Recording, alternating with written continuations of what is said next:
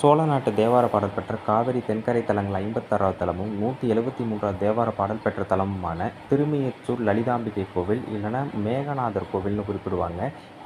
இந்த கோவில் வந்து பேரளம், அதாவது நம்ம திருவாரூர் மாவட்டம் பேரளத்துக்கு அடுத்து இருக்குது. இந்த கோவிலில் வந்து சூரியன் வழிபட்ட காரணத்தினால மீச்சூருங்கிறது திருமியச்சூர் அப்படின்னு சொல்லுவாங்க. முயற்சி செய்த காரணத்தினால் முயற்சிநாதன் இறைவனுக்கு பெயர். சம்பந்தருக்கு 2ஆம் திருமுறை 62ஆம் பதிகம் அப்பர் 5 பாடல்கள் பாடியிருக்கிறார்.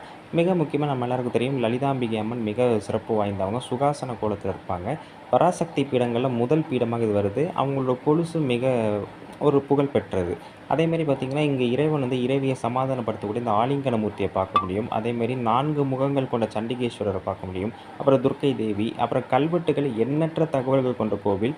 மிக முக்கியமாக இளங்கோவில் இது. அதாவது இந்த கோவிலுக்குள்ளேயே இன்னொரு கோவில் இருக்கும். அது திருமியற்றூர் இளங்கோயில்னு சொல்லுவாங்க. அதை தான் நம்ம இப்போ வந்து அடுத்த தலமாக பார்க்க போகிறோம்.